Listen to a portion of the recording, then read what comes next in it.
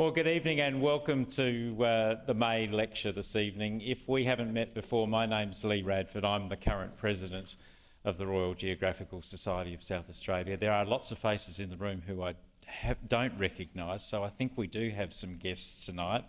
Welcome to you. A special welcome to our guest lecturer, Sophie Thomson, and we're thrilled to have Sophie here tonight. She's got a wonderful message, I think, to convey to us this evening, and I think you're going to find it an enthralling experience tonight. Thank you, one and all, for your donations for this evening. The donations are very helpful for us to offer the hospitality and cover some of the other costs that are associated with putting on these monthly lectures, so we appreciate that. If you are a guest today and this is your first time, if you'd like to know more about the Society, we would be delighted to tell you more about it. We have a guest book, and if you'd like to leave your details in the guest book, we'll get in touch with you and tell you more about our Society. Speaking of which, you can come in and visit us in the Mortlock wing of the State Library Tuesdays to Fridays between 10 and 1 p.m. They are our opening times. And if you do come in and you haven't been before, you are in for a treat, because one of the things that I was going to mention tonight is we are now reopened for business. We had been closed for about 4 months, and the reason for this is for about the last 5 years we've been working towards a plan to totally transform our library space and to make it into a much more open, practical, usable, welcoming space. And I've got to tell you, the effort has been more than worth it. It is spectacular. In fact, I think it is one of the premier spaces now within the State Library complex here on North Terrace. In fact, I would go so far, and maybe I'm biased, I don't mind, but I would go so far as saying it is now the jewel in the crown of the Mortlock wing of the State Library. So if you haven't been in before, you must come in and visit us.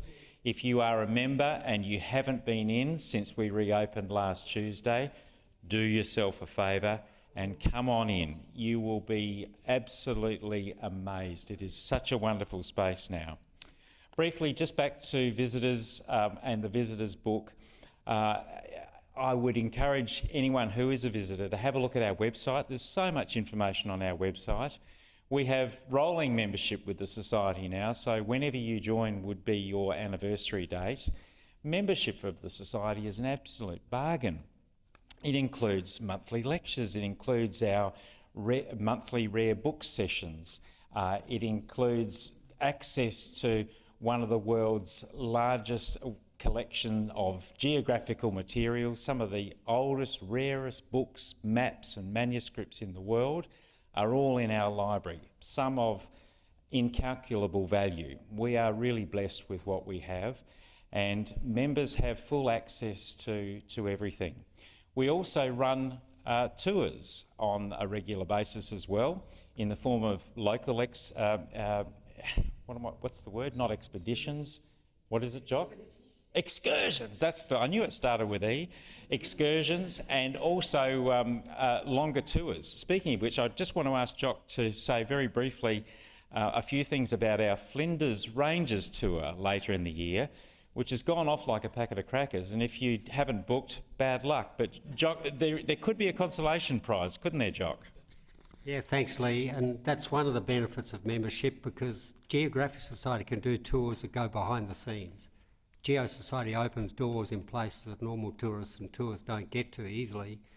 Flinders went off, like we've got 24 people going up in end of October to the Outback and Narkaroola and edge of Lake Eyre and all sorts of stuff. But don't be deterred. If you vacillated or missed out or interest, go on the website, still up there, put your name down on the waiting list, and the wait won't be that long, because if we get enough members that are interested in it, need about 10 or more, then we'll rerun that tour in end of April, early May next year, which will be even better up in the top end of that part of the Outback. And while I'm at the phone, the other thing is that excursions that Lee was talking about in conjunction with our lecture in September, where we're going to have a talk about Anlaby Station, which is the back of Kapunda, one of the pre-eminent sort of pastoral properties in South Australia, magnificent place, and run for a long time by the Dutton family, famous Geoffrey Dutton, who was the creator and founder to a degree of the Adelaide Festival, along with Donnie Dunstan and a few others. As part of History Week, Rob George, who's a very good enigmatic local filmmaker, playwright and whatever, has done 3 films, and one of the films is on the life of Geoffrey Dutton, and it's there on that brochure at the back, and it's on, I think, on the 14th of May in the Dulwich Community Hall, and it is a fascinating story because you get access to all the family records, early films. Now, Geoffrey was a bit of a character, you know. He had a very famous wife, and his wife Nanette, who was quite a literary figure, but he was a bit of a dilettante. He had a few mistresses, another wife, flew planes, fast cars, fascinating life. So I suggest take one of those brochures if you're interested and look at that, and you'll get a bit of a background that will help when we do that excursion. Thank you, Jock. And if you would like to go on a Flinders Ranges tour, we are taking expressions of interest, and Jock is very prepared to run a second tour, probably in late April, possibly early May next year, if you'd like to go along. What he's put together is absolutely spectacular, and it offers the chance to do some things that you would not otherwise be able to do. So I highly commend it to you. We'd love to hear from you.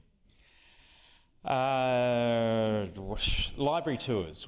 As of next month, preceding the monthly lectures, we're actually going to open the library specifically to give people tours prior to the lectures. So if you would like a proper tour of the library and be guided around it, please consider coming in for one of those tours. They will start as of next month.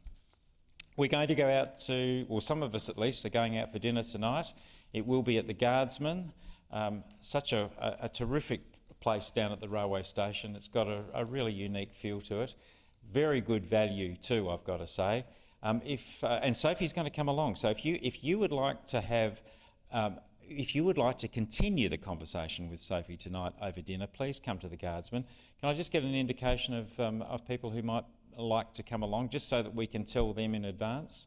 Okay, I reckon we've got up possibly about a dozen. That's great. Thank you very much for that. Now, enough of all of the preamble, because you're not here to listen to all of this. You are here to meet Sophie Thomson. And it gives me great pleasure to introduce my ABC colleague, Sophie. She is a person of infectious enthusiasm, boundless energy and incredible knowledge.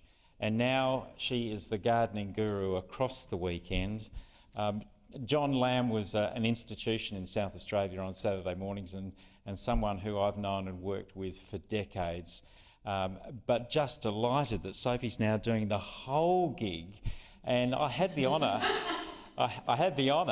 of actually being on air with her for her first Saturday gardening program earlier in the year, and it was a real treat, Sophie. I really appreciated doing that. Now, above and beyond gardening, Sophie is really keyed into, how can I put it, our living planet, and she is very keen to. I think at your heart, Sophie, you're really a teacher, aren't you? You want to help educate us all about not just gardening, but how we can live better on the planet. And Sophie was telling me just a little bit about the new place that she has bought and is going to develop in the Mallee region of South Australia now, because she always is looking for a new challenge. I don't know whether she's going to tell us anything about that tonight, but I can't wait to see how that develops. Enough from me. Could you please give a very, very warm RGSSA welcome to Sophie Thomson.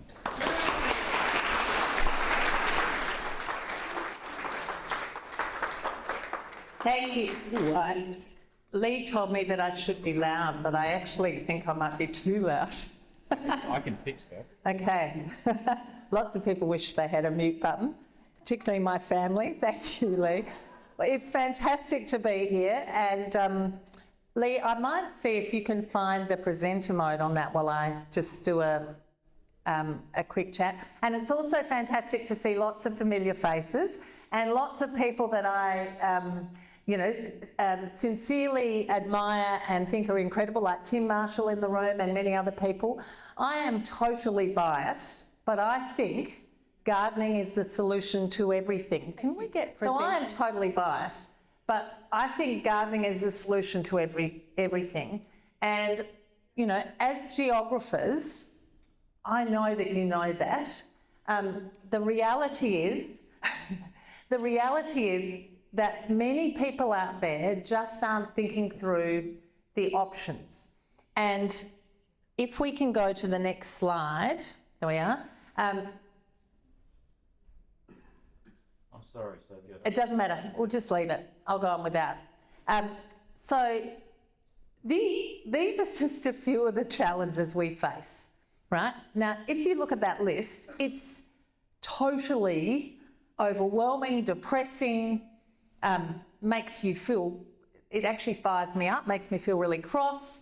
And we've got a whole lot of younger generation, like my kids' generation. My kids are aged between 18 and 24, who, you know, if I catch them on a down day, they are not optimistic, right? They think they've got a bum deal, they've got a planet that's not being cared for in the way it should have been, and they can be quite negative, angry, and there's now this thing called eco-anxiety, right, which is a real thing. And, you know, I'm an optimist. And one of the books that I listened to last year, most of the books I listen to are on audio books because I haven't got time, but one of the books I would thoroughly recommend to everyone, and it's David Attenborough's My Life on the Planet. Has anyone read or listened to his latest book? I would suggest that everyone reads it. It's essential reading or listening. And it's interesting because halfway through the book, I was driving down south in WA and I've got it as an audio book, and halfway through, you know, I thought, life's over, I just need to end it. It was so depressing, you know. Thank goodness there were, you know, no razor blades on the front seat because it would have been too bad. But by the end, it's actually an optimistic book. And he talks about the fact that we can turn things around, but we've got to make mindful choices.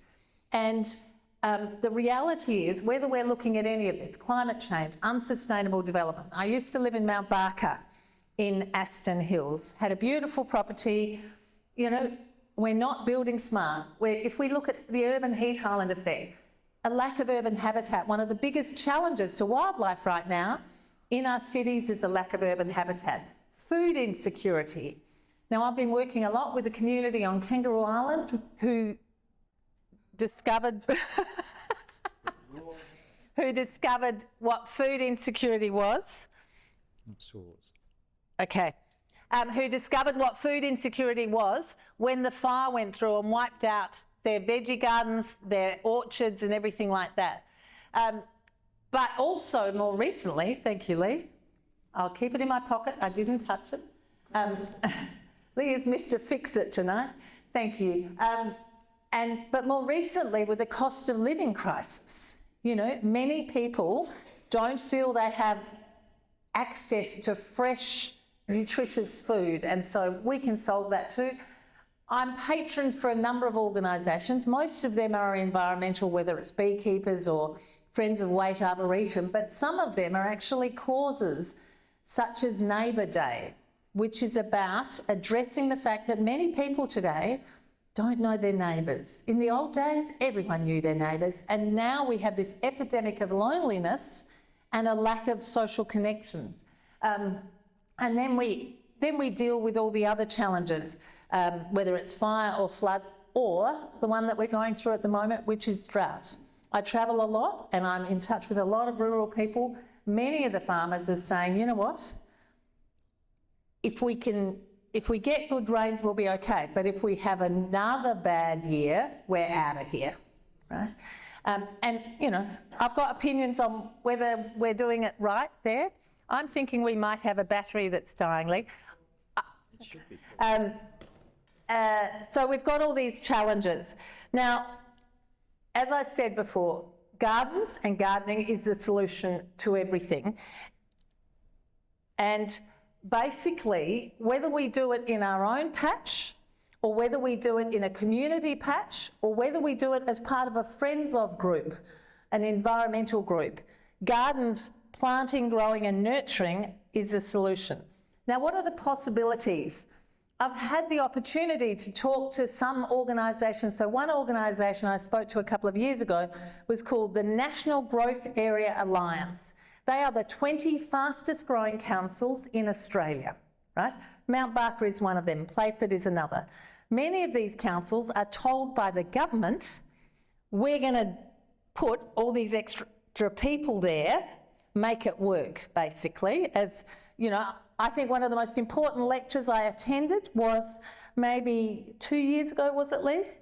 In this room, put on by the Royal Geographic Society, and I can't remember the exact title, but it was something like The Adelaide Hills Under Threat, or Mount Lofty Ranges. Pressure of urbanisation. The pressure of urbanisation.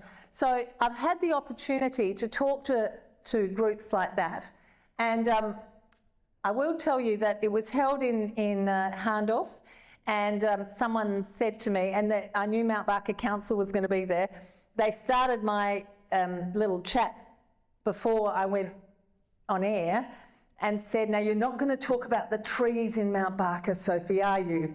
Because I might have called my council out for doing some horrendous things. And I said, no, I won't. So basically the possibilities to save the world, right, with gardening, are on private land, they're on public land, council land, or they're community areas. Now, one of the things that often people do is when they don't see enough trees, they have a go at the council, right? I actually think, you know, a lot of that is planning laws, and I don't get involved in that. And as we heard at that lecture, that's very complicated.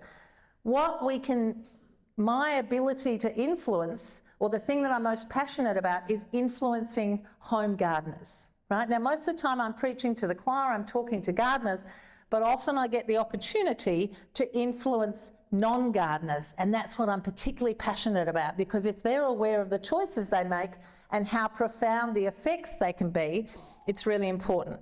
And while often people think that they can't make a difference, I'm a firm believer in that when we all do something right, we inspire other people to do it right, and I'm going to share some of those examples. Now, in order to mitigate climate change, if we all planted gardens... Now, can I tell you about this little garden? This garden is in the Open Garden Scheme. It's a garden I love. It's a garden in Croydon. It faces west. It's on Rosetta Street. I filmed out the front of this garden on a 41-degree day. You walk in that garden, and while I didn't have my thermometer with me then, I would say it was about 28 degrees, right? You know, shade, shelter, reducing hot reflective surfaces, that's just a choice. Now, often what happens when I meet people and they say, oh, we're doing up the garden, and I ask them more questions, they're paying for paving, you know, it's all hot, hard surfaces. Right? That's actually not gardening. Gardening is the soft landscaping, that's hard landscaping. So we can make a huge difference just by planting gardens and thinking about, you know, shade, make sure we've got shade, shelter from hot north winds if you're exposed. My new property in the mid-Murray, the biggest challenge I'm going to have, apart from the heat, is the wind. So putting in protection, putting in windbreaks is really important, and reducing hot reflective surfaces, because, you know, hard surfaces get really hot. So the solution is in private space or in public space. Now, this is down at Plant 4 Bowden. And while there are many different public spaces done well, there's a lot that aren't done well. This is one that I happened to be there. Again, I was there on a 40-degree day. I was doing some work nearby. There is shade and shelter. We've got a lot of high-rise apartments in those areas, lots of people living very close together. That's fine as long as we provide sufficient park space. And, you know, these spaces, this was actually early in the morning, so there weren't many people around, but usually if you go there, particularly on a weekend, it is buzzing with families and it's a wonderful place to be. The other thing we need to do is we need to nurture nature. And, you know, I love it whether people are involved with friends of groups, you know, national parks. On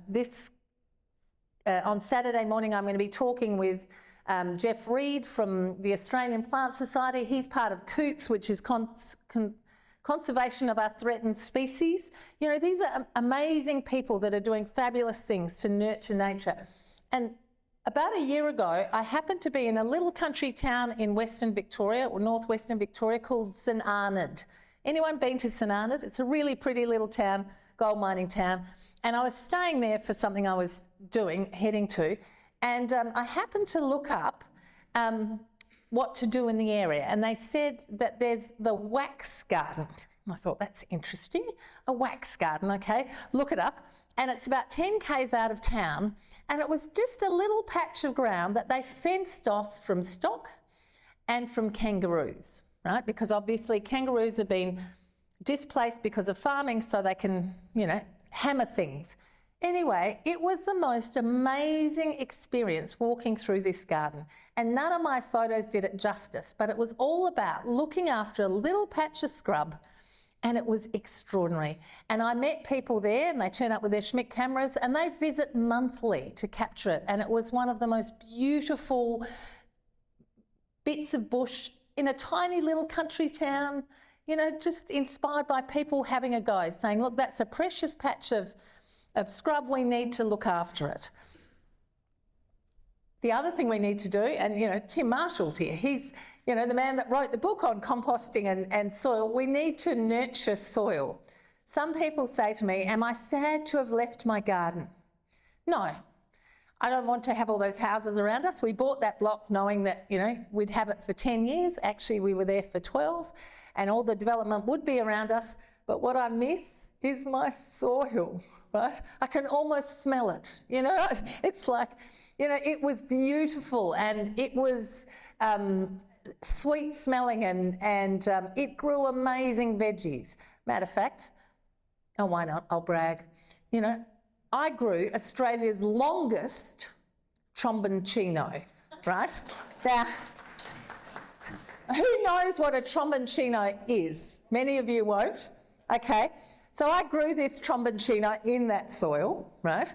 And I knew it was going to be long. For people that don't know, it's a zucchini that hangs from the vine, and it has a bulbous base. And why you should grow a tromboncino is because it's got better flavour than zucchini. Roasted, it's spectacular, amazing in cakes, amazing in soups, and it will store. So you pick it when it goes butternut colour, and then it will store for 12 months. Actually, I've stored some for 14 months. So instead of just having zucchini in summer and autumn, this means you can have zucchini all year round. So it's an amazing vegetable. So this year I'm growing tromboncinos on the arch in my veggie patch, and I knew one was getting really big. And I thought, well, this will be interesting. So by the time I harvest it, you have to wait till the vine dies and it goes that butternut colour, and I take it inside. It's 1.68 metres long, okay? So I put it down on the table, put the tape measure down, and I might have shared it on socials, right? You shouldn't brag about size, but I'm a girl, I'm allowed to. And anyway, so I put it up on socials, and someone contacts me from Australia's Giant Pumpkin and Vegetable Supporters Group. Who knew, right? Said, Sophie, is it really 1.68 metres long? I'm like, yes, it is. See the tape measure. And she said, that could be Australia's longest tromboncino. I was like, whoa. And she said, where's the tip? And I said, well, I knocked it off carrying it into the house, right? It's 1.6, it's a weapon, really. You know, it's 1.68 metres long. She said, oh, well, then it can't be an official record because it doesn't have the tip on it, right? Anyway, if you went to their website, I was the unofficial Australia's longest tromboncino holder. Now, why am I telling you that? By the way, someone's pipped me by 2 centimetres. But what's 2 centimetres on 1.68? And if you can't visualise what 1.68 metres is, I was talking about it, and Costa heard me bragging, and he came running over and he said, Sophie, I am 1.68 metres tall, right? So it's a Costa-sized tromboncino. Anyway, Why am I telling you about that? You don't grow vegetables. I didn't try and grow a vegetable like that. That plant had 6 other fruits on it, right? The soil grew vegetables like that.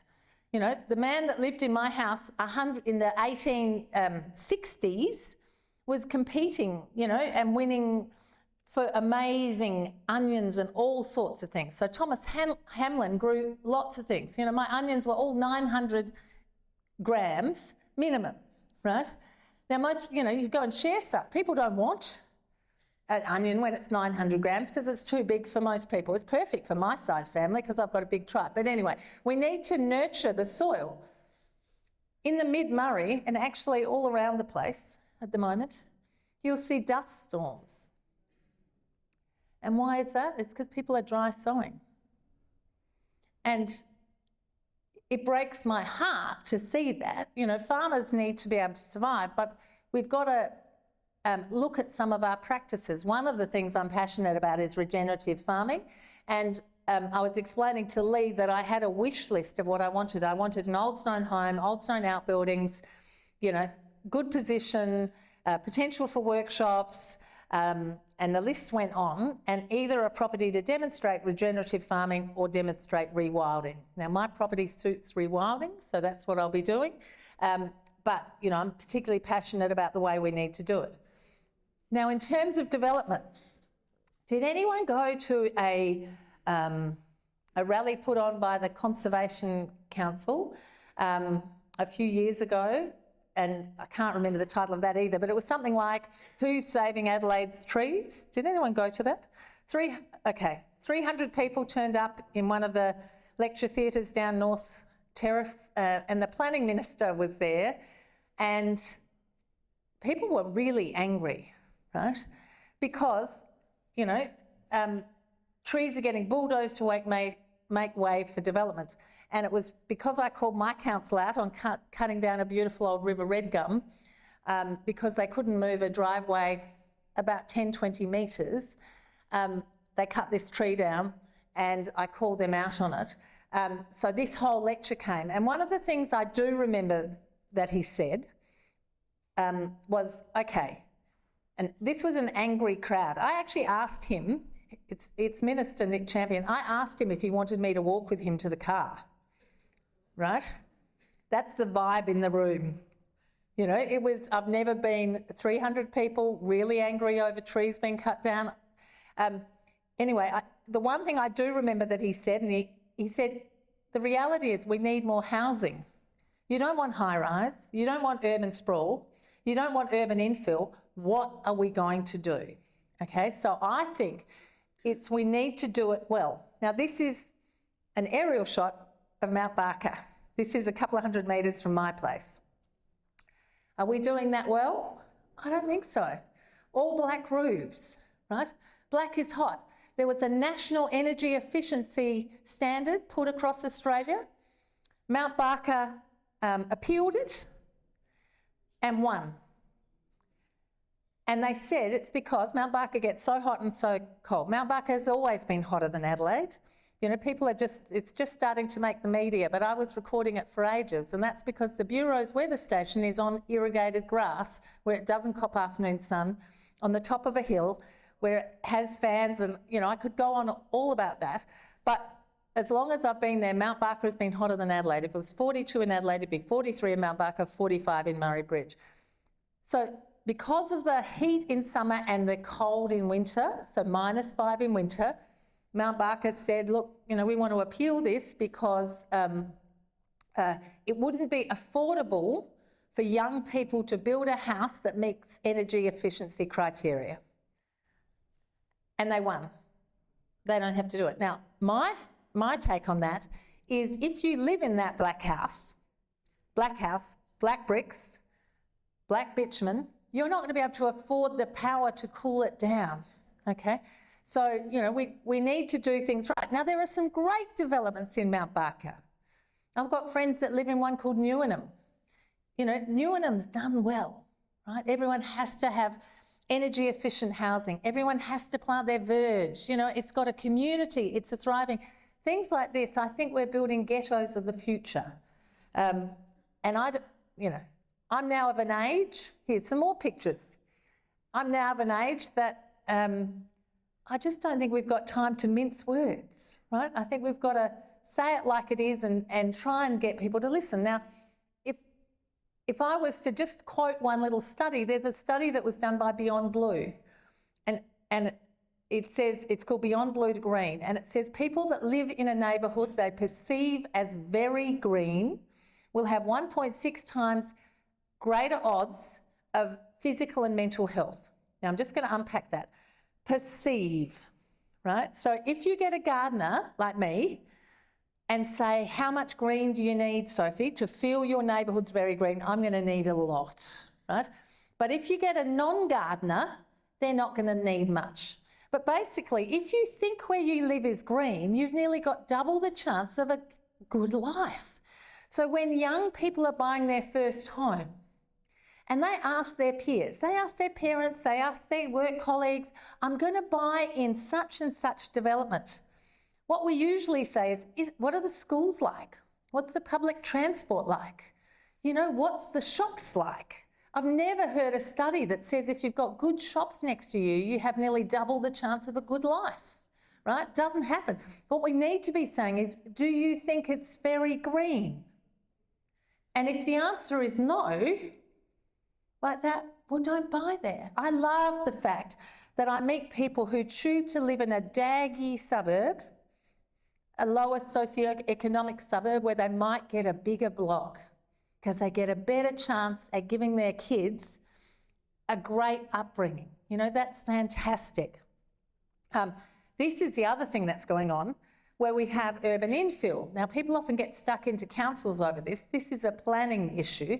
So we have, you know, the typical old big house demolished to make way for 2, 3, 4, 5, 6, you know, high density.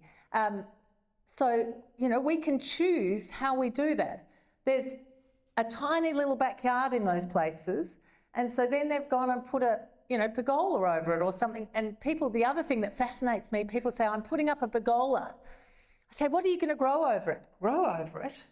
It's going to be colour-bond. That's not a pergola, that's a veranda, right?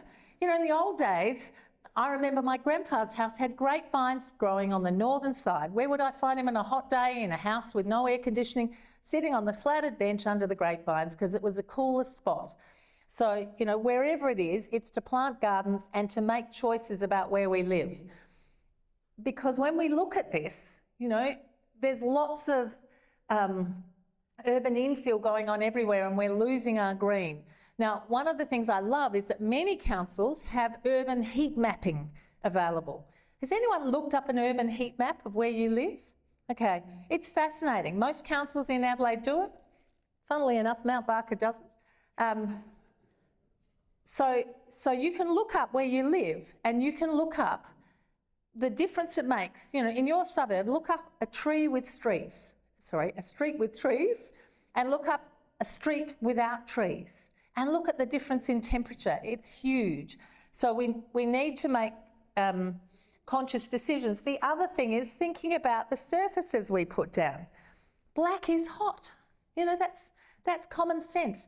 There's a, hopefully no one lives in it, there's a new development going on around Kent Town and it's got green in the name, but the building's black, right? Lots of black paving, black bricks, black everything, but it's a something or other green, meaning, you know, like in the village green. So just think about the choices we do. Are we putting down, okay, you might need a bit of paving, fantastic. Let's think about the colour. Let's think about if you need paving, can you put something that's going to shade it, like a tree that will cast shade on it and take off that heat. The other thing is, one of my pet hates is synthetic turf. And apologies if someone's heard me rave about this before, but I'll do it again. So this is a strip as you go into Murray Bridge. So as you go into Murray Bridge, it's about a 1 kilometre strip next to the highway between the concrete path and the road of synthetic turf.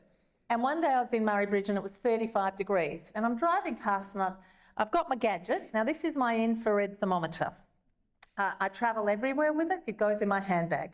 I decided I didn't need to take it overseas with me recently because I was going overseas in winter, but it does travel everywhere. I do get funny looks if I've forgotten to put it in my checked-in baggage, because as it goes through the X-ray machine, they usually search my bag. Anyway, so I decided on this 35-degree day I would measure the synthetic turf, and it was 65 degrees. Okay, now the reason I pulled over at that spot is it was next to the Murray Bridge Oval. So I walk over to the oval and I measure the oval. The oval is 21 degrees on real grass, so a third of the temperature. Now I will tell you that if the oval, it probably was just watered, right? If it was drier, it would be slightly warmer. But anyway, so I measure this temperature and I put it up on social media, and my comment was something like, if you don't want to have lawn, don't have lawn, but let's not think that this is a sustainable alternative. And I put it up and it went wild. It blew up and ended up in the UK and everywhere. And most people agreed with me. But every now and again, someone made a critical comment, right? And some people said, well, my synthetic turf doesn't get hot. Now, social media, don't you love it? They could live in a shady valley in Tasmania, right? I can't tell where they are. Some other people said, well, you didn't measure the bitumen, you didn't measure the concrete. Fair call. Someone else said, well, how do you know your gadget, it's a highly complex bit of equipment. How do you know, your gadget is good? Fair call. And some said, well, little lady, you sure you haven't got it on Fahrenheit? Oh, now you should never respond. But sometimes you got to, right? So I did respond to say that there's a C, and I do know the difference between Fahrenheit and Celsius. But those other two things I took on notice, and I thought, you know what? Fair call. I'm in Murray Bridge 1 month later. It's 35 degrees. Thank you. So I measure the synthetic turf. This time it's actually 66 degrees. And I measure the bitumen and I measure the concrete. The concrete is 13 degrees cooler than the synthetic turf, and the bitumen is 11 degrees cooler than the synthetic turf. So you want to believe that I shared that. And, some of the other stuff I took on, someone said, how do you know your equipment's accurate? This was actually bought from a car shop, and it was a fair call because you can buy $10 things on the internet, and I don't know how good they'd be. But I was involved in the citizen science project called the Urban Heat Islands Citizen Science Project that was done a few years ago, and they worked with 3 councils around Adelaide. One was Adelaide City Council, one was Unley Council. They asked for volunteers and you went and helped them measure temperatures. It was February. I am praying for a 40-degree day in February, right? Because we're going to be measuring temperatures in Adelaide. It was only 28 degrees. I was so disappointed. But anyway, I'm working with these researchers who have come to town. It was 2, RMIT, and I can't think who the other one was, the other university. So I'm working with them, and they had these black infrared thermometers that measure surface temperatures. And I said, oh, that looks good. How much is that? Thinking I'll get one, and then I know it's good. And they said $500. And I thought, oh, I don't know that I need it that much. And then I said, could I asked, how much difference do you get between different bits of equipment? And they said, we would accept a 0.5 degrees difference between 2 different pieces of equipment. I thought, okay. And then I remember with bated breath thinking, can I calibrate mine against yours, right? And we were holding, I'm holding up two guns together, pointing at something, feeling terrified. Anyway, mine was 0.2 of a degree different to theirs. So I might have shared that too. So the thing is, if you don't want lawn, let's not have lawn, but let's understand that synthetic turf, A, is plastic. It's guaranteed for 10 years. What does that mean? In 11 years, you're pulling it up and replacing it, and we're sending more plastic to landfill. There's been a whole lot of ovals that have been replaced with synthetic turf, right? For soccer, hockey, all sorts. The interesting thing is a synthetic turf oval costs 500 grand, or a few years ago cost 500 grand to put in. The cost of maintaining a real turf oval is $30,000. So 10 years at $30,000 is $300,000. So it's still cheaper to maintain a real turf oval, and you've got the benefit of cooling. I will tell you that the hard surfaces, when they heat up, don't really cool down at night, whereas synthetic turf does cool down at night. And just out of interest, during the Unley Citizen Science Project, the hottest temperature they measured was 88 degrees on the rubber softball in a playground. Okay, so if you don't want lawn, don't have lawn. Let's use native ground covers, let's use anything. But some of our choices are just not smart. And, you know, sometimes it's just that people haven't thought it through. You know, if you make your front garden really hot by having synthetic turf, you're actually going to use more air conditioning, right? So the cost of water, which you were trying to mitigate, you've overcome by using more air conditioning. So the lack of habitat, the solution is just so simple. We just need to plant plants, and in particular, they don't need to be native plants, but obviously native animals, whether they're butterflies, whether they're birds, whether they're bees, whether they're reptiles, whatever they are, they need to have somewhere to live. And a few years ago, I remember talking to the Department of the Environment, and they were just saying the biggest threat to urban wildlife is a lack of habitat. Now, everyone who has a garden, basically every garden can become a biodiversity hotspot, right, if we just focus on it. And in particular, you might say, well, look, I'm in an apartment block, I've got nowhere to do that. Well, if we looked at our verges, which we shouldn't call them a verge, we should go back to calling them a nature strip. You know, Costa got us calling them a verge. In the old days, we called it a nature strip. If we plant our nature strip with local native plants, we're supporting local wildlife. And what will happen is other people, now you have to get permission and you have to find the rules and all this sort of stuff, other people in your street will go, that's a good idea, I'll start doing that. And when, you know, it makes a huge effect. So this is one of those such corridors. This is along Rosetta Street, and this is Woodville Greening. Now, one of the things I love is this is a project that started by one man who thought, he didn't start Woodville, but he started Rosetta Street Greening. His name is Mark Gauchi. Some of the people in the room know him, amazing man. He just thought, you know what, I'm going to plant my verge, right? I'm going to plant my nature strip. And actually, you know, I'm going to ask my neighbours if they want to do the same. And across the road from us is the railway line. Why don't we get permission from council to plant the railway line? Which they did. And now, if anyone's never been down there, drive along Rosetta Street and you can go for kilometres in directions as different greening groups have adopted the unused land. Now, Department of DIPTI are delighted because they don't have to maintain it anymore because locals are planting it, and we're creating these wildlife corridors through the suburbs. And that all started by someone thinking, I'm going to plant my verge. You know, I really believe that people-led movements are really powerful. Now, lack of food security. So for the last just over 12 months, I've been renting in a little backyard in Crafers. Gosh, Crafers is cold. It doesn't get afternoon sun. I've got about 8 square metres of soil. I was going to be really detailed and I was going to weigh everything that came out of my 8 square metres of beds. I've got no attention to detail. I think I did it for the first month and then forgotten.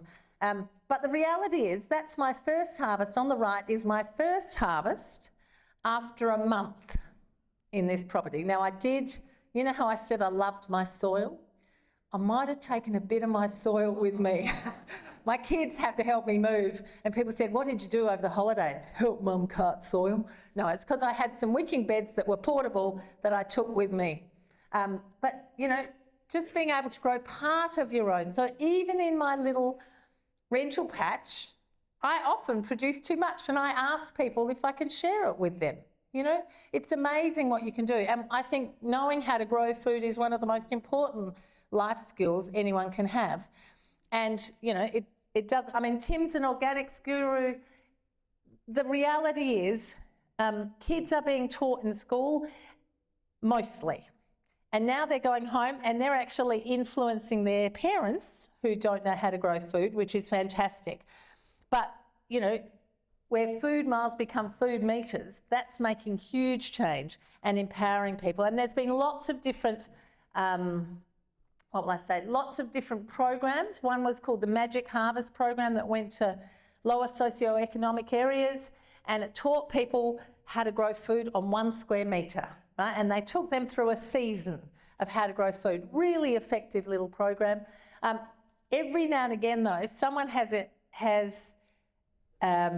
if you're growing your own food or part of your own food, someone might say to you, oh, but it costs more. Right? Who's ever heard that? You grow your own, but it costs more, right? That's because we're not comparing apples with apples.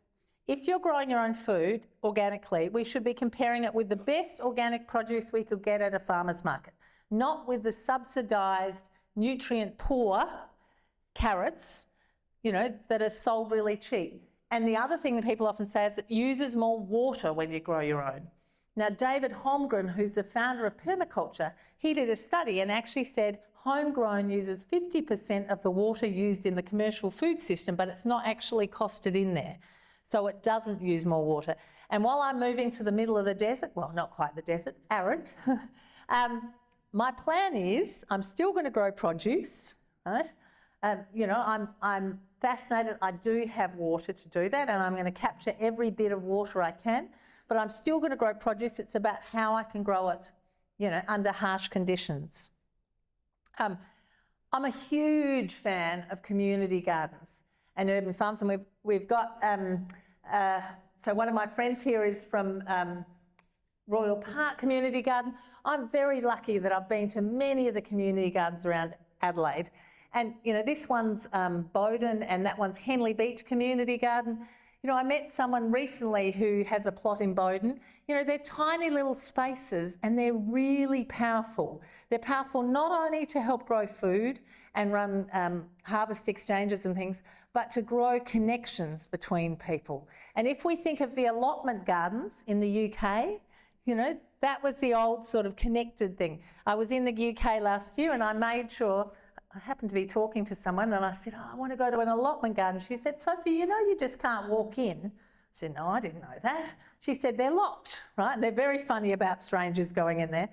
So she introduced me to her son who has an allotment, and so I, you know, contact this person's son over there and he took me in. It was fantastic. I loved it. The thing that I fell in love with about the allotment gardens was the soil, right? You know, organic manure added regularly for decades. And in terms of community gardens, you know, they're not just about growing food. Occasionally I meet a council representative who doesn't know anything about community gardens and they think it's just about growing food. They're actually about growing strong, healthy, resilient, connected communities. And that's really important. And this was last year. The year before. Anyway, this is a community garden in Shepparton. I went over there doing some flood recovery stuff and someone said, oh, I believe you're interested in visiting community gardens. I'm like, yes. There were 50 different languages spoken in that community garden. It was one of the most inspiring days talking to people and, you know, someone from Afghanistan growing, you know, Afghan leeks, you know, all these different foods that people grow and bringing together and the harmony that creates. And the afternoon tea was amazing. Anyway, so, you know, it's about bringing people together, whatever background, whatever age, whatever socioeconomic level. The other thing I'm passionate about is harvest exchanges. And the one on the right is up at the Adelaide Hills Community Centre, and I was there when they opened that. It's probably about 12, 13 years ago, and then I went back for 10 years.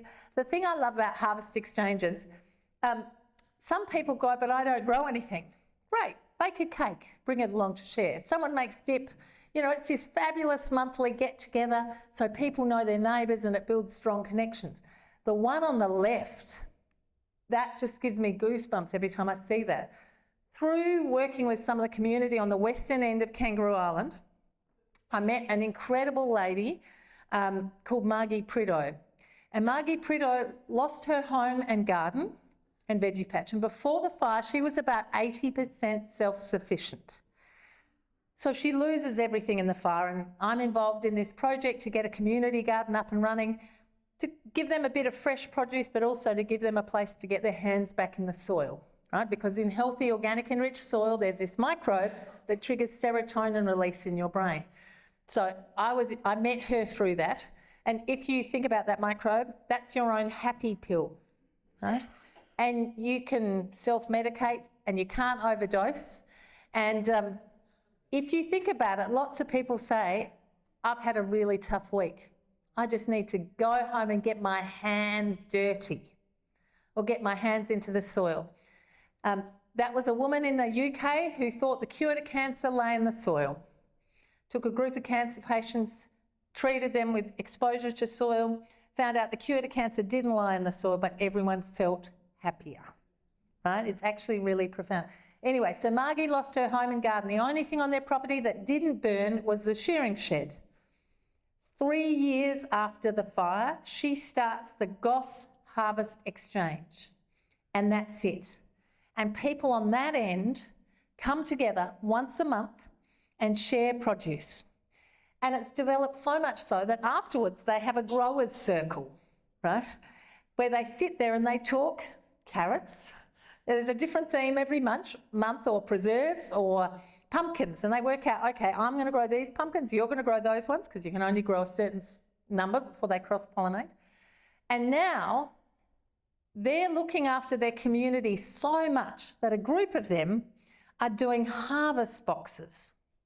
And people go to pay for these harvest boxes, but they're free, which does people's heads in, right? And they say, no, well, if you've got a bit of manure or something, this is free, right?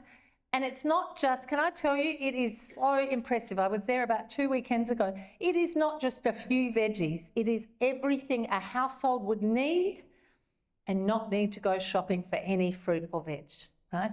So from the bottom of the bottom to be leading the charge to food security, Margie has also had workshops. Tim's been over doing a composting workshop. She's had market gardening workshops with Anna-Marie Brookman from the Food Forest.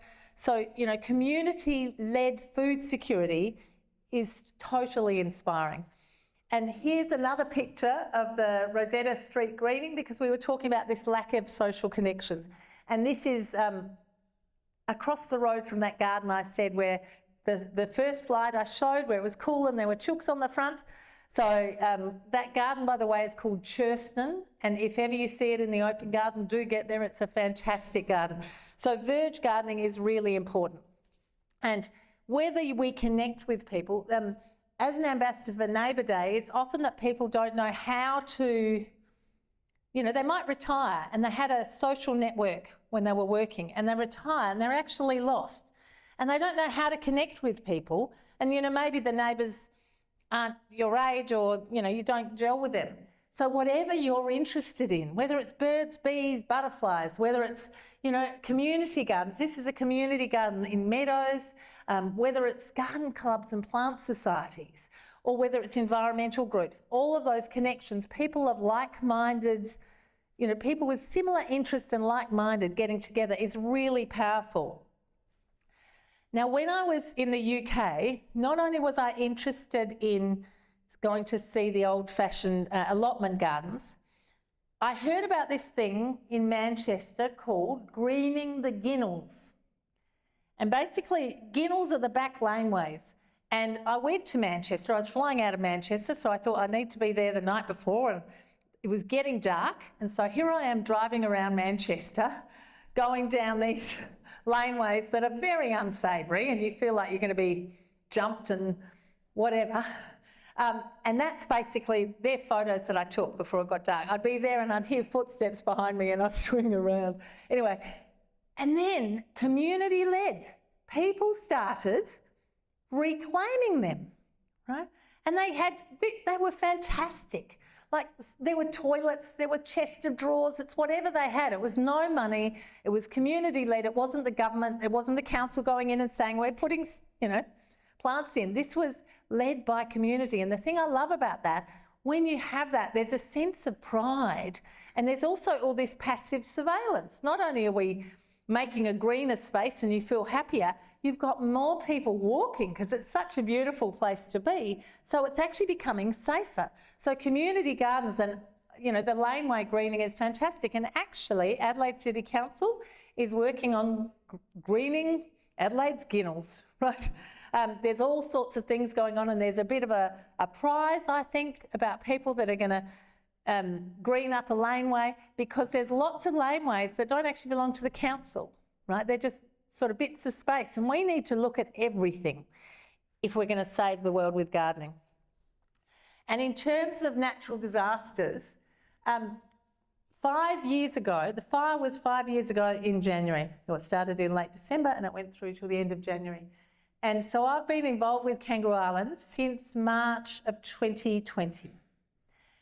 And initially I just thought, you know, I'd love, if I lost my garden, what would I want? I'd want to be able to get my hands back in the soil. I'd want my garden back, but in the meantime, if there was a patch I could go and I could play in, that would make me happy. And so we set up a community garden in Pandana, and we got a bit of grant money to help with that. And it was during COVID, and what I found is, if I sat too long and thought about, you know, oh, I've got no work, you know, what's going to go on, you know, as we did during COVID, that's not good. And I thought, well, a couple of people, a couple of nurserymen I knew, heard about what I was doing on KI and said, do you need anything? Right? And I can be really cheeky if I'm asking for other people. It's really easy to do. So I ended up saying, oh, yeah, what have you got, right? I learned, you never say what you want, you say, what have you got, right? And Balhanna Nurseries, Adelaide's main fruit tree nursery, said, it was during COVID, they didn't have fruit trees to spare. They said, what do you want? I said, oh, some fruit trees would be amazing. And they said, how many do you want? And I went, how many you got? And they said, oh, 500. And suddenly I went, oh my gosh, what am I going to do with 500? You know, great idea, Sophie, you haven't thought this through. And I said, oh, could we do that over a couple of years? Because actually the people that were burnt out weren't ready to put in fruit trees. The people that had kept their home but lost their garden were ready. So they said, yeah, okay. So Balhanna Nurseries drove, in the end it was 300 in that first delivery, over to KI, because they understood KI is a unique situation. You know, everyone grew food, not because they were gardeners, because they had to. They're 2 hours away from the shops, right? And fresh produce on the island, if you don't grow it yourself, what you get from the supermarket looks to me like 2 weeks older than what you'd get, you know, from your own garden. So Balhanna Nurseries donated all these fruit trees. And not only did they donate them, I haven't got my glasses on so I can't read, but on there it says, they asked people what they wanted. Actually, I'll just go back a step. So there were wish lists. Some people said, oh, just an apricot would be amazing. And other people said, oh, a Cox's orange pippin, right? Something really specific. And I'm thinking, oh, good luck with that. Balhanna Nurseries supplied that Cox's orange pippin with a little note. That wasn't for John, it was for another guy called Peter, saying, thinking of you as you replant your lives, or something beautiful, the most amazing thing. And this is John Stanton, that some of you that have been to KI might have been to Stokes Bay Bush Garden, which is an amazing collection of natives. And John and his wife Carol got burnt out. And can you see the joy in someone's... He was interviewed immediately after the fire and he said, I don't think I can rebuild. I think we're just going to get in the car and head off around Australia, right? And there he is, hugging a tree. It's a sign of hope, right? And putting roots back into the ground. I love that photo. And that picture on the right, from the community garden, someone posted that the most significant impact on their mental health and wellbeing during the recovery period was their weekly visit to the community garden to pick a bucket of greens, right? Now, there were amazing angels on the island that lived in the town of Pandana that maintained that community garden. Did they take anything from it? No, they had their own veggie patches. They just made this publicly available produce that people that were doing it really tough could go and pick what their souls needed. So it was the most amazing thing. So I learnt this by I learnt how powerful community gardens are in disaster recovery from working with a community in Western New South Wales that was doing it tough with drought. And so when KI came up, I had this idea, let's do it, let's see what we can do. And the community got behind me, I started it, they kept it going. But more recently, I've been working up through the Riverland. So this is the Blanchetown Community Garden. So the Blanchetown Community Garden was underwater for 3 months, right? The flood mud that settled on that garden, you know, was just like concrete. People that were affected by flood, fire, things come back sometimes. Flood, very little comes back, apart from river reds, which are beautiful, but people have said to me, my hopes and dreams drowned along with my garden. You know, people's, for that period of time. And here we have, now yet again, Balhanna Nurseries have donated fruit trees, which we delivered last June. I've had Rose Nursery donate roses. They were able to apply for a little grant and they got some wicking beds, which are more water efficient anyway. So that little community there, many of whom are rebuilding their lives, you know, the garden's something living and it gives you joy and optimism. Over the left there, that's the photo of the Pandana Community Garden when we launched it. Now we opened it on the 14th of March 2020. Anyone remember what happened around that time? Yeah, 16th of March we went into lockdown. Here we are all hugging, right? You know, it was a big week, right? We're all hugging and being cosy. 1 week later, that is politically incorrect, right? But that community of people that had lost their gardens or were helping friends that had lost their gardens, you know, gardens bring life and hope. And so community gardens really help communities doing it tough. And Audrey Hepburn said this beautiful saying, to plant a garden is to believe in tomorrow. And, you know, amazing stories of, you know, someone that got a donated rose on KI. The roses were donated in August. She planted it. November is the Pandana show. She won top rose bloom, you know, on this little thing. So things can happen really quickly and change people's focus. So on that, I'm going to finish off. I am totally biased. You could throw any world problem at me and I can solve it with gardening. I'm totally biased, but I think I'm right? And if you want a bit of fun, you can watch a TEDx talk that I did for 10 minutes, Saving the World with Gardening, much more about the personal health and wellbeing benefits of gardening, which I haven't talked about at all today. But yeah, and please follow my new journey. We are recording it and I've 18 acres in an arid area, slightly below Goyder's line, original Goyder's line, but if we say that Goyder's line's moved south, I'm in. And really, really exciting. It's 18 acres, 15 acres will be for rewilding.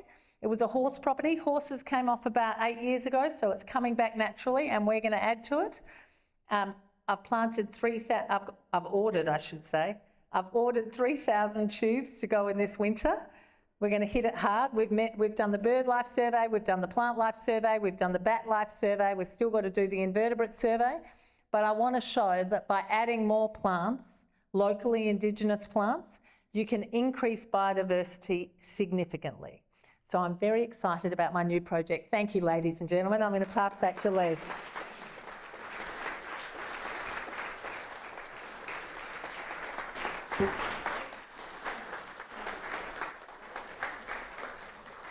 Nobody gets applause like that, Sophie Thomson. That's really impressive. Thank you. That was wonderful. And I'm sure people have got questions. Sophie's happy to take questions. I'll go straight to the back to Nona. And then if you'd like to indicate to me clearly, I'll come to you next. Sophie, I'd just like to know where you can obtain seeds for Tromboncino. Diggers Club.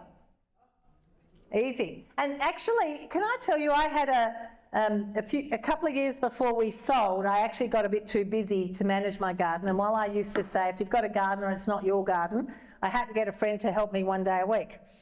And she was Italian and she'd never grown Tromboncino, but actually she decided that it was better than zucchini, and now her family just grow Tromboncino. And can I say, 1.68 metres, you might be going, I don't want something that big. They're not usually that big. That was my spectacular soil. Usually they're about this sort of height, size.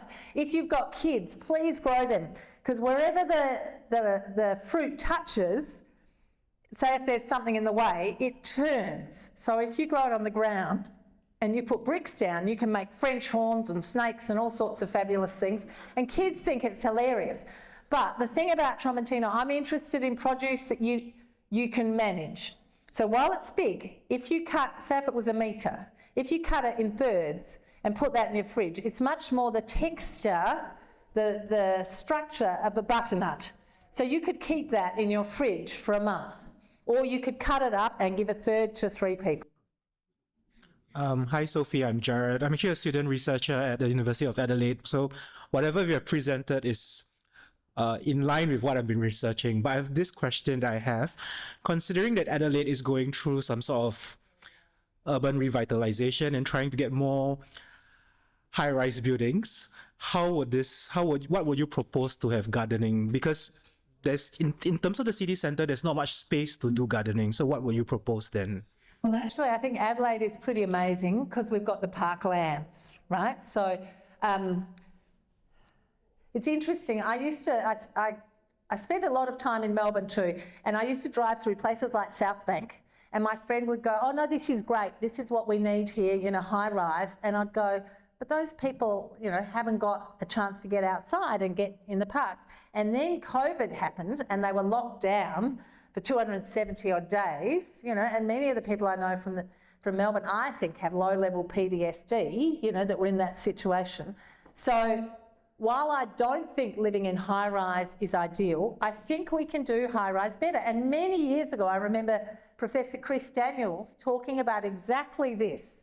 He said, if we put high-rise and we had gardens around them, you could have car parking underneath, you could actually have the shops like a Harvey Norman, like a homemaker centre. If we re-look at that and work out how to do it well, we would have an apartment up the top, we would have the shops there, we would have car parking underground, and we would have a garden in there. So we just have to think about how to do it well, and we can do it well. It's interesting, I've just got back from Japan and I went to Korea too, and on many levels, you go to Japan and think, oh, it's too tight. I wouldn't want to be jammed into, so many, either they call them condominiums, they're, high-rise. When I was there nearly 30 years ago, there was very little high-rise because of earthquakes. Now they build them stronger, so there's a lot of high-rise. But can I tell you that 70% of Japan is mountain or forest, right? And the thing I noticed is that there's no houses up the hill's face, right? 12 or 14% is farmland for agriculture, and houses are jammed into the rest of the space. So it means that they live tightly, but they're all close to parks, and they actually use those parks. I was there for Cherry Blossom Festival, and one of the things I take away from it is that it's part of their DNA to embrace the seasons, right? They love every part of the process. They love the buds opening. They're really only open for a day. Then they love them falling down, and they love them on the lakes and the rivers and the streets. In Australia, we would have blower vacs out, right? And the other thing they love is well, it's a process again, ageing trees, right? They're more dead than they are alive, but they're revering them because they're still trying to live. We would have a chainsaw out, cutting off the dead bits, right? I think we've got, while we think we have a lucky country, we need to connect with nature more And, you know, there's the whole biophilia hypothesis, right, which is that human beings have, and I'll paraphrase it, we have an inherent need to interact with nature. It's part of our DNA. And if we ignore it, there are dire physical, mental and emotional consequences. So in Japan or Korea, if you've got a technology addiction, they prescribe time in nature, right? Time in the park. That's where forest bathing came from. And, you know, we need to understand that we can do development well. Sorry, that was a long route. A long route. We can do development well, but we're not always doing it well. And, you know, if all you can afford is a tiny little unit and it's got a tiny backyard, I don't care how small it is. We can green it up and cool it down, and we can grow at least part of your produce. And the other thing I didn't touch on is it's all very well to say if you own your own home.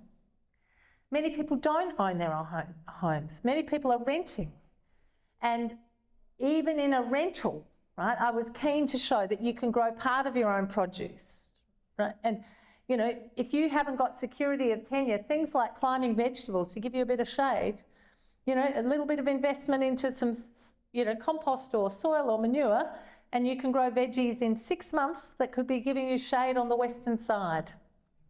Thank you. Just wondering, is there any solution to retrofitting, I suppose, some of these developments that are already existing?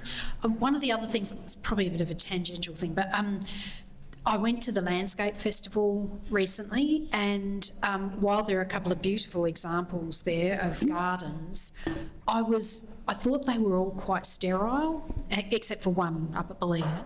But they're really quite sterile. They've got a lot of hard surfaces and, you know, a bit of lawn and little things around the edges, and that's about it, really.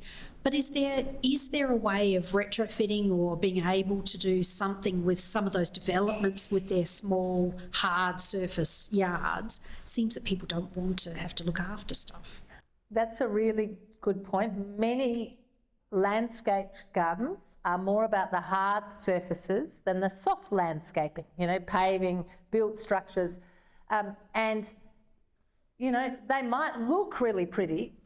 Would you feel comfortable and relaxed in them, right? You know, I think, I don't know that I would. I'd be worried about sitting upright and making sure I don't accidentally kick something that was trimmed within an inch of its life.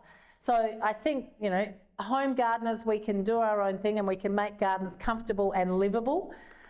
Each year I get the opportunity to create a garden down at the Royal Show, and a couple of years ago I did one called Cool, Every Garden Makes a Difference, and on that I came up with my own 5-point checklist on what we should think about our gardens. Are they cool? Are they livable? You know, the other thing is sometimes gardens aren't really comfortable. Would you feel, you know, if you're stressed, are you going to feel relaxed there? Well, maybe only if you have a glass of wine in some of those. Are they habitat havens? Are they productive? And are they sustainable? And I think if we think of our own gardens and how we can do that, and some developers are doing it well, right? Newnham, who's done a lot of developments over the years, that's Burke Urban, they're a great developer, right? So, you know, they can be done well. And if you buy something that's sterile, well, you can green it up. It might all be in pots, but so I think we can retrofit things. One of the interesting things for me is no, I didn't word that quite right. I was looking for a new patch, right? And property values have gone through the roof, right? I've separated, so I haven't got a lot of money. And I ended up looking at, if I got a loan for a ridiculous amount of money as a single self-employed person, right, what would it buy me? It would buy me a dog box in the burbs, right? I actually worked out I couldn't afford rainfall, right, in this state. Property values are such that I couldn't afford rainfall. So I thought, well, you know what, I've got the luxury of being self-employed. I don't work Monday to Friday. So why don't I look going slightly further afield to the country? Do you know what? There's this whole sort of zeitgeist about people going, you know what, if I only have to be in town 2 days a week, right, I couldn't live a little bit further out, have a better quality of life, you know, either build my own whatever or find something very affordable further out. And what I've found is it's not just me doing it, right? There are lots of people looking for a better way of life and going, why do I need to be in rubbing shoulders with everyone if I'm working from home? You know, in Victoria, rural Victoria, it's happening all over the place. I'm going to have to call time there, but I want to ask you one quickie. Your job, very hard to define, it's multifaceted. What's the thing you love doing the most, Sophie? Working with communities. And, you know, I get more than I ever give. You know, I love communities, whether it's community gardens, whether it's, you know, the community on Kangaroo Island, whether it's the Beekeepers Society, whether it's Butterfly Conservation Society. I'm patron of both of those, by the way. You know, I love things that are driven by individuals that are making a difference. A week ago, I spoke for Friends of Waite Arboretum. Can I say, if you don't know about the Waite Arboretum, it is extraordinary. A collection of dry-grown trees. And look at this, we're in a dry climate and we've just had a drought. If we're looking to make plant choices, that's where we should be walking. And again, I'm totally biased, but volunteers do make the world go round. And if it wasn't for all the people volunteering for positions, you know, nothing would happen. So working with communities is my passion. And that is the essence of our society too. All volunteer runs since 1885. It says so much. Sophie, it's been a privilege to have you here tonight. I think you've had all of us in the palm of your hand. I've personally loved hearing what you've told us tonight. And your enthusiasm absolutely is infectious. On behalf of the Society, just a small token of our esteem. Thank you so much for coming. Could you please thank Sophie Thomson? Thank you. Beautiful.